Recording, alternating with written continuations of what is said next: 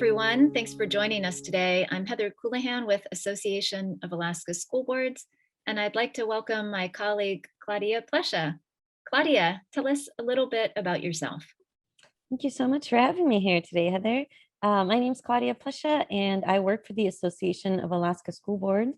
And as part of my role, I work on trauma-engaged schools, school, family, and youth partnerships. And here I am in Juneau, gathering from the land in the spring.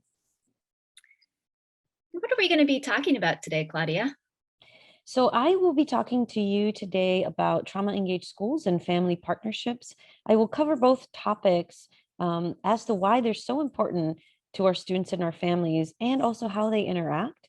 I will also talk about how you can get started, some easy ways for you to get started or deepen what you are already doing.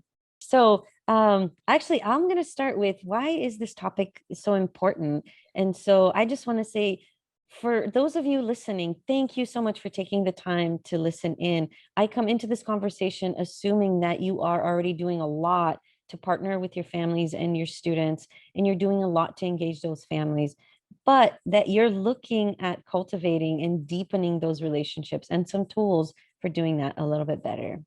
And so thank you for being here. Now, educator wisdom and research shows us that regardless of income or educational background, students whose families are participating in their education or in school-based learning will have better academic, behavior, and attendance outcomes. And as educators, we know that we're stronger when we do this work together, but we may not have much training in how to actually do it. Additionally, when we think about how these two topics interact, so how can we be trauma-engaged schools and how can we partner with families to be able to do that, it's really important to think about how those two topics interact. So we know that good parenting skills don't usually work when a child has mental health needs or has experienced trauma. If they're extremely depressed, if they have certain disorders, or when they're triggered by their environment. We also know that sometimes these problems, when we work with these students, represent themselves as behavior problems. And our typical disciplinary strategies don't work in the same way as they would work for a typically developing child. And so another thing that can happen is that it can present itself as disengagement. Trauma can look as a student not being engaged. Think about flight and freeze. And so re-engagement can happen again through trust and relationships, and those relationships extending out to the families. So we can partner in supporting that student and really finding strategies that work for them.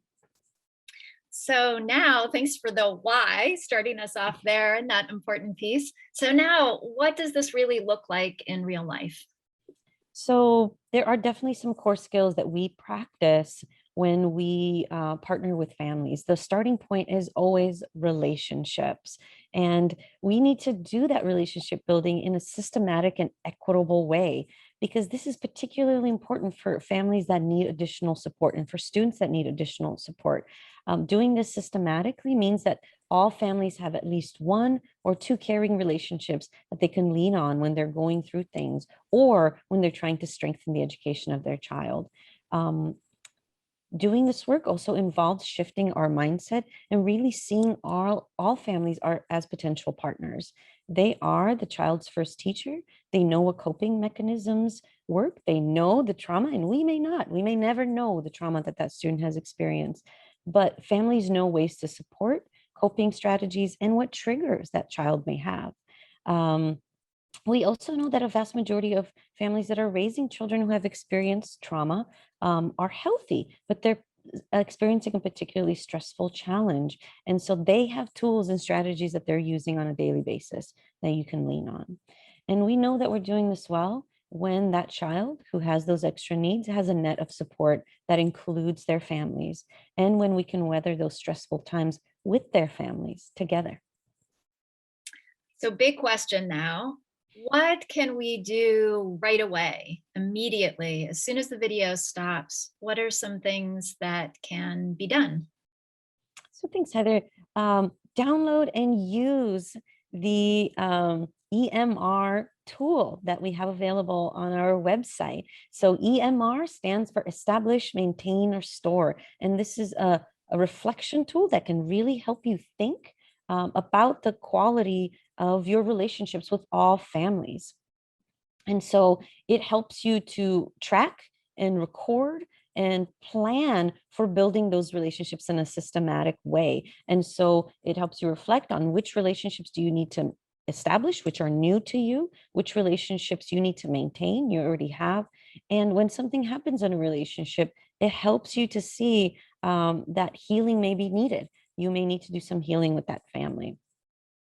And the second step is track and improve all of your communication with families. Download and use the communication log. This can help you see who you're communicating with, how often, what kinds of communication that you're having with, and do this early in the school year. Log all types of communication, whether it's about progress, strengths, any stressors that are coming up, or disciplinary issues, and log suggestions, ideas from your families, and reach out again once you've tried them, because those are strategies you can hone in together throughout the school year.